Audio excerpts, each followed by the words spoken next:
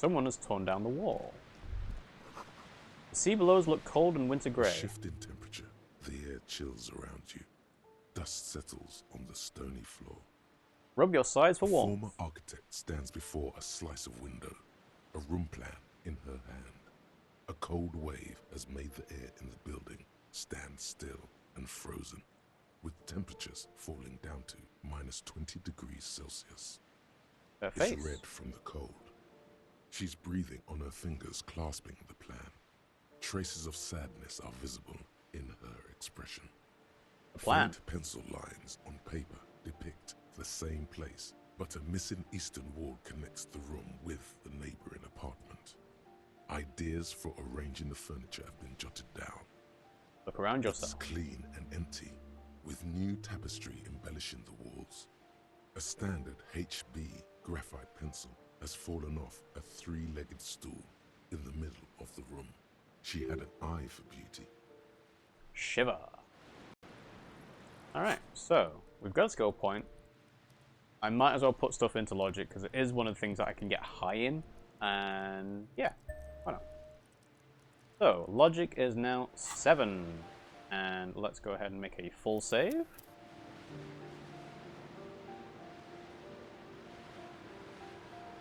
And let's talk to Kim since we leveled up. Yes? Why did the 41st send me? Look at you. It's because you're a failure. They sent you to Slight, Precinct 57. Well, no, that can't be right. Just think about it for a second. You're a raging alcoholic who showed up 3 days late wearing piss-stained disco garb. You weren't sent here to win. But then at the same time, I've solved 216 cases in 18 years, which is in the top percentile, so I'm going to keep that to myself. Of course, it's only a theory. Yeah, thanks, Whatever Logic. their reasoning, there's nothing written that says you have to prove them right. Alright, nothing else. What's this? 16 days of coldest April. A cover features a row of concrete buildings with monochrome rainbow in the sky. It tells a rather excruciating story about two lovers during a period of ethnic unrest in Yugograd. The book has been filed under psychological realism. Alright, well, we've got a few things we can interact with. Let's go through this wall. An old grocery list on the table and checks. Money real. No Safed. Hey. So, this is just the opposite side of the door. Huh. Alright, well, doesn't seem like there's anything else we can do here now, so let's interrogate this woman. Give me a moment. An elderly woman is leaning on her broom, her knuckles white as bone. She seems to have difficulty The breathing. cold never does any good for my bronchitis. She sneezes into a dirty This handkerchief. woman's health is failing her. There's not much to do. Not in this damp. Are you alright? Should I call a doctor? I'm fine. Fine. Don't you worry about me. Now, what do you want from me, policeman? Yes, I apologize for shining this flashlight into your face. She's the cleaning lady. She knows the floor plan and the residence. So, let's say, who are you? I'm no one. Just an old woman who cleans these hallways. Do you live here? If you can call it living. I have a little room upstairs right next to the coal room. It's barely bigger than a closet. But I don't complain, no. I have my bed and my aching bones to keep me company. And that's all I need from this world. That's kind of sad. And all she gets, too. The coastal wind beats down hard on the coal room door outside. Splashes of waves make the balcony slippery. She hasn't spoken to anyone for a while. Even her sentences feel rusty. I'm looking for a young male in his mid-20s, dark hair, skinny build, a smoker on the balcony. Yes, yes. I know who you mean. The scrawny boy who's always smoking like the devil, right? He looks at the other end of the hallway. Somewhere in the building, a child starts crying. You hear a radio tuned to a talk show and someone taking a shower. What's he in trouble for? No trouble, I just want to talk to him. Do you know where he lives? He's wanted for murder. He's going away for life. No trouble. Talk?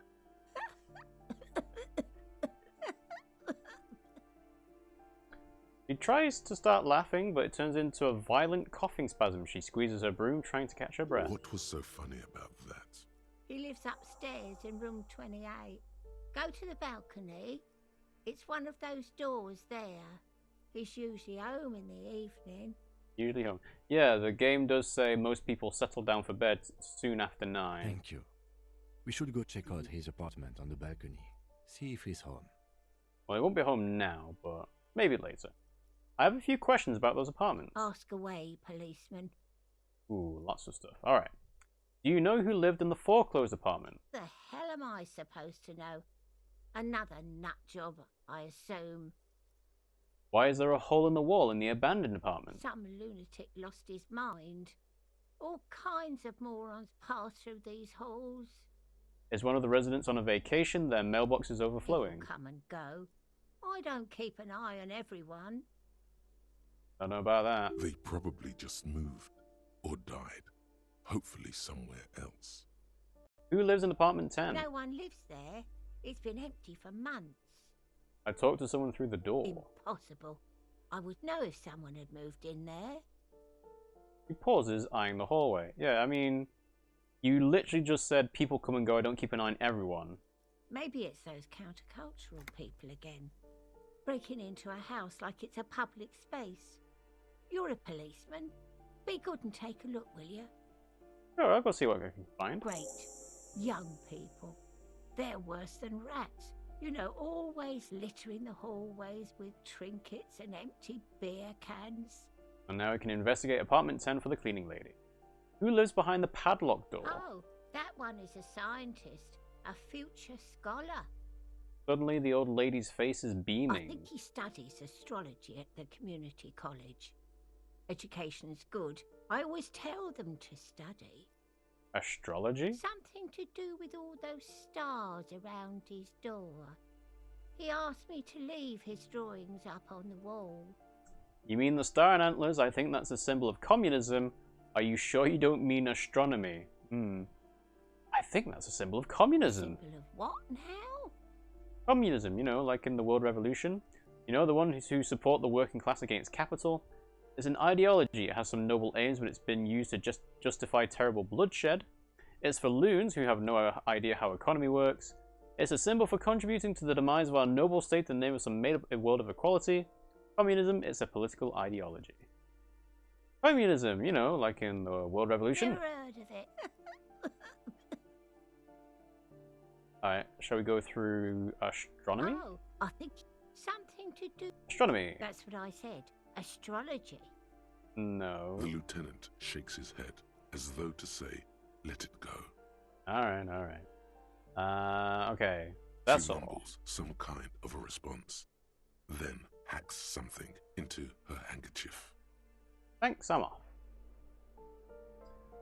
Okay, so we've got 2 balcony doors, 2 exits. That isn't just a 5-pointed star. It's an inverted white pentagram cradled in a wreath of antlers, the iconography of communism, in other words. Yes, we literally just had that conversation with the woman. Inspect the symbol closer. The star and antlers was developed in the 6th decade of the last century and quickly adopted by Mazov and the communards during the revolution. Even today, half a century after, the star and antlers retains the ability to evoke hope, disappointment, and fear in equal measure. Why is the star upside down? To symbolize the toppling of the old order. Also, some social democrats were already using it. Why white? Because white is the color of peace. What does it evoke in... Gone. Gone is the glory of hope. Only the scribblings of impoverished students remain in dirty hallways. You are the big communism builder now. It's you or no one. Alright, thanks, Encyclopedia. Yes? So, I didn't mean... sorry, Kim. My thought disappeared. Alright. Let's go to the balcony. Ah, interesting. So there's 2 balcony doors, but not to the same balcony. Take all that. The breaker box is full of cigarette butts and electric wires. Before we go this way, because I think this will lead to the apartment, and we're going to have to go this way anyway to find the smoker. Let's go through the other door. We'll go through the exit first, and then try the balcony. So, exit.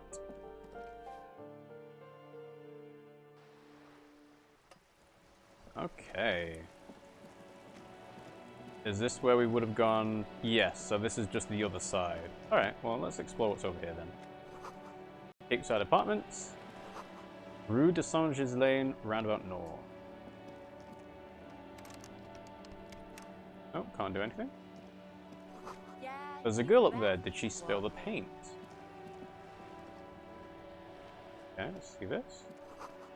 Inside, the frame of a motorcycle in repair and the tools used to disassemble it. Before we talk to them. You?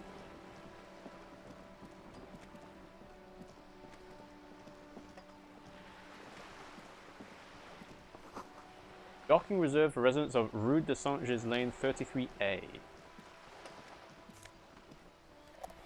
Hey, got magnesium. There's a person here. Okay, what does this say? Your room in the Whirling isn't much bigger than this sloop. This is worth more than you'll ever earn in your life. You're a rich person. A striking woman leans against the cabin top of her sailing boat, smiling as you approach. Her green raincoat glistens with droplets. A silk scarf is tied around her throat. Good afternoon, officers. I'm Joyce. She extends her hand in greeting. Joyce L. Messier. I represent the board of Wild Pines, the owners of the harbour. You gentlemen must be from the RCM. She steps closer and holds her hand out over the railing.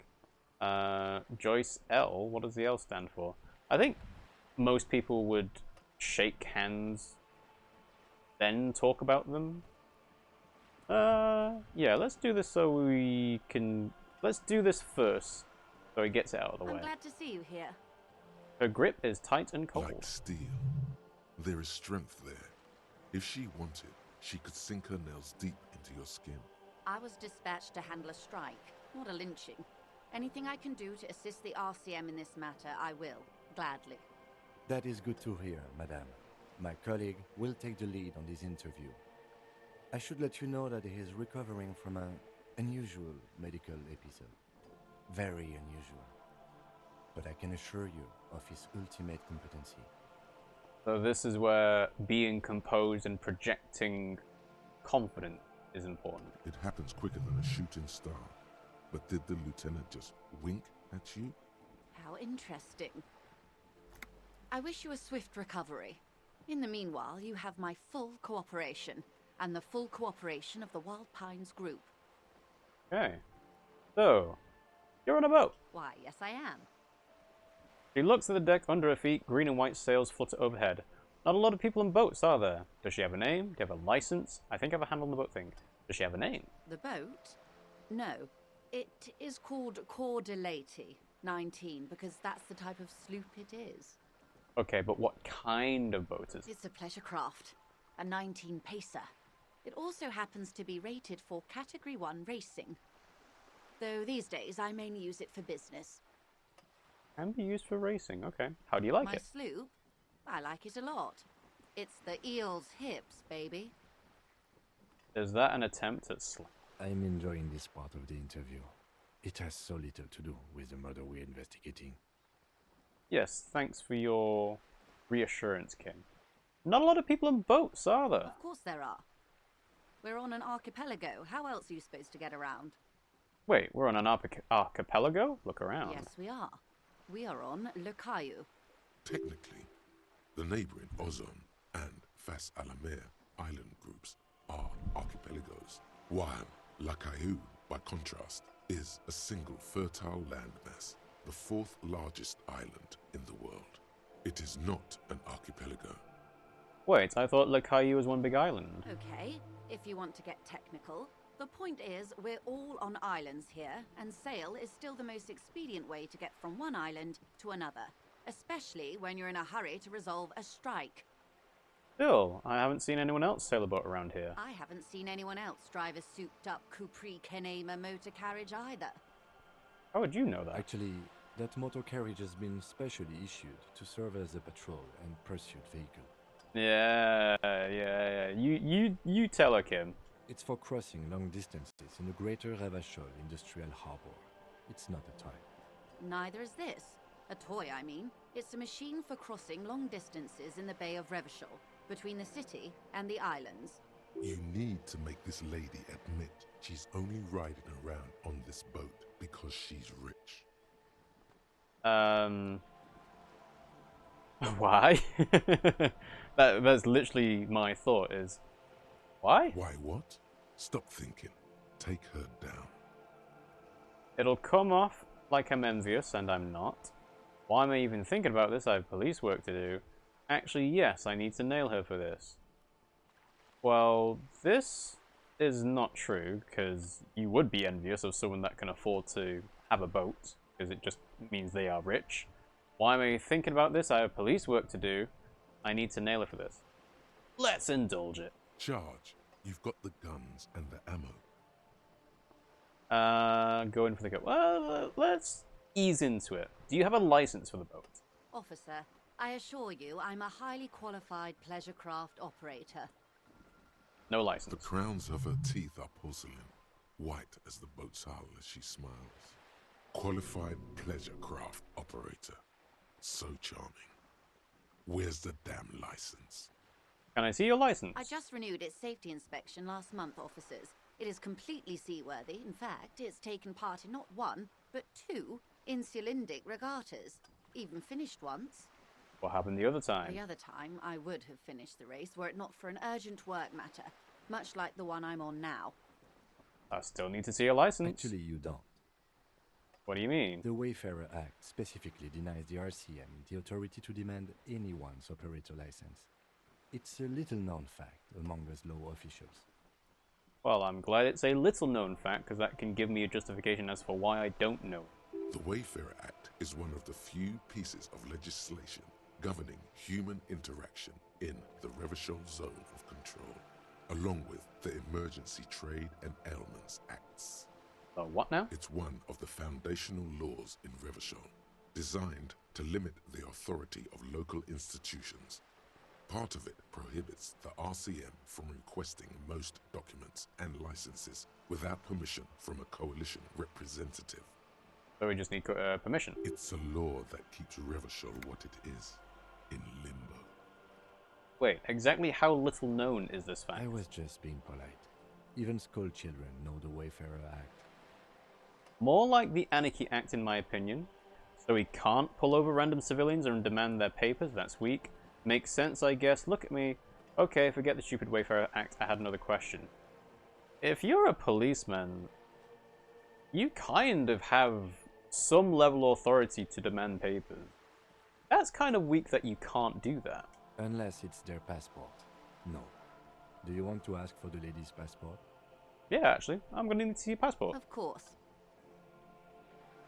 He researches in the pockets of a raincoat, producing a bundle of documentation in a sealed plastic bag. Look at her The passport. woman is silent, smiling while the waves lap against the hull. In your hand, under the plastic, a light blue passport saying, Republic of Vespa. The coat of arms has a lion and an ostrich. Seagent. The Republic of Vespa, formerly the Republic of Vespa Messina, was once a dual kingdom. An amicable parting of ways produced two constitutional monarchies. Vespa, the richer of the two, is an occidental nation known for its proximity to the Pale and its exotic financial derivatives. Anything else? It is a stable country, and yet there has always been something ominous about its perfect stability. It's a place at the edge of the Mwindi Isola, overlooking the Ubi Sunt Isles, fracturing into the great unrest of the Pale. Split from kingdom. Look at the photo page. The woman, born in the year 3 in the commune of Revachol, smiles at you, face adorned with frown lines and crow's feet. The photo is recent. The name reads Rejoice Leighton Messier. Your name is Rejoice. Yes, but please don't call me that. Because it's a terrible name. I totally understand why she would want to be called Joyce and not Rejoice. Why? Joyce is much more efficient. Yeah, let's go with that as the reason. You're from the Republic of Vespa. My husband is. I have dual citizenship. A Vespertine is handier when traveling. Alright, everything appears to be in order. She nods and returns the plastic bag to her coat. Going for the kill. Let's talk about the economics of this boat you're on. Oh my. The E word. You mean to say that it's a symbol of conspicuous consumption? That I'm a member of the ruling class? Yes, exactly. Preciso mundo class wartime, baby. No, you're siphoning off honest Revacholian tax revenue to shifty-eyed Vespertine financiers. Forget about it, I was out of line.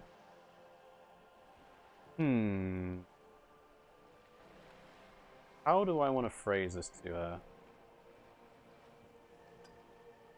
You can either sort of agree with her statement that she's a member of the ruling class. You can be aggressive about it and say, hey, you shouldn't be a member of the class. Or you can say, no, actually, you're just corrupt. You're siphoning off the tax revenue to shifty-eyed Vespertine financiers. I think these two are a little bit too heavy-handed, so let's go with exactly. Detective, may I remind you that Mrs. Messier is a professional negotiator? He doesn't look like he thinks you'll best her in single combat. Well, I don't know. Logic, encyclopedia, rhetoric, they're not that low. Then what does that say? Does it say docking reserved for residents of Rue de Saint-Ghislain, 33A? It does. 33A, this old proletarian haunt here. As I said, plenty of people drive boats, of all social strata. So, we have a reaction speed check. Challenging 12, fire back quick. You know about the revolution? It's the eel's heels. Alright, 72% is pretty high, so let's try it. Oh, come on. She takes a sip. It's gonna happen. Okay. Something is about to happen in here. Any moment. Any moment. Nothing happens for quite a while. They will come from my head, the argument. Wave your hand next to your head, it will help. Okay, maybe. It doesn't. Keep waving your hand slowly. Just go. My. It's as if there's a tiny spinner on the side of his head and he's reeling thoughts out. Except he isn't. A thought is going to come out of my head and into my mouth, and I will say it. Keep doing it. Is it going to happen? Keep going. Lieutenant, I truly don't Ow. understand what is happening here. Taking morale damage about it. I told you his methods are unconventional. I swear to God, I'm usually sharp. I don't know what happened. Why am I not killing it? What were we talking about anyway? Fuck this. I'm out of here. What were we talking about? It was quite a while ago, but I think, yes, we were discussing my fast, large, ineluctably middle-class boat. Middle class? I don't think so. Go in for the kill? My, the E word. You mean to say that it's a symbol of conspicuous consumption? That Let's I'm try a member of the class ruling war one. Detective, may I Then what does that? 33A, this old proletarian haunt here. As I said. Okay, so I can't change that. Yes. Anyway. Alright, it was a red check, so let's heal. I think I have a handle on the boat thing. Good. Okay. Tell me about Wild Pines, what you do. What we do. I'm afraid I don't speak for Wild Pines as a whole. It's a giant undertaking. I asked, what do you do? And you said, what we do, I don't speak for them as a whole. There was a touch of discomfort there. She wants to merely represent. What do they do? The Pines' core competency is logistics. Container shipping, freight, that sort of thing. See those airships there, blinking? Those are the shipping side of things. And that is the terminal. Another subdivision deals with energy, oil and gas exploration, offshore platforms. The Wild Pines group is one of the original Revacholian Indo tribes. companies awarded royal monopolies by the king, the suzerain himself, centuries ago. The king is long gone, but several of the Indo tribes remain. See, legacy lasts a long time. Who are the other Indo tribes? Son Baptiste, Elysium, an unknown entity known as Brightest Star. You're in good company, it seems. Why, thank you. She does not register the real meaning of the remark. How much money does Wild Pines have? I'm not at liberty to discuss the company balance sheet, but I can tell you that last year, the company booked more than 20 billion real in revenue. Wow, that's it? I thought Wild Pines was supposed to be big time. Numbers like that mean nothing to me. I thought they were supposed to be big time. And to think, there are years when the group books losses in the billions. A wave hits the sloop, she grasps the mainstay for balance. Wild Pines employs 72,000 people, all of whom have families that depend on their salaries. It is a tremendous responsibility. Where does Wild Pines get all these billions? They started as an exploration and cargo fleet conducting trade between the Samaran and Insulindian Isolas 250 years ago, when Pine ships explored the South Seminese and charted Lormantang on behalf of the suzerain. Centuries of care, deliberation, and madness have gone into this endeavor. Vessels pass through the great unrest to re-emerge with apricots in tow. The logic of the system is totalizing. It's taken everything from its employees to build it. What does such a huge system want with a place like this? You mean aside from being the terminal's legal owners, who are responsible for moving 8% of the world's cargo? 8% of all cargo in the world? That's quite the endeavor indeed. You don't keep it moving, the workers do. The company's nothing without them. That's not wrong. The workers do all the work. We built this district. Says calmly. There it is. She owns up to it. All the best parts of it. Rue de Saint-Ghislain, with its bastions. The plazas Meteor and Mosaic. Even some of the old street lamps have been put back thanks to the investments from the WP. He points behind you where the seawall rises. Before Martinez was swallowed by the industrial harbour, even before it was part of Revachol, long before Terminal B was erected here, the Pines built it as a resort for its Revacholian employees. A company getaway, for a weekend or a summer holiday. Then came the revolution. But that's another matter. I'm here to make sure the Pines can fulfill their responsibilities to the place they built.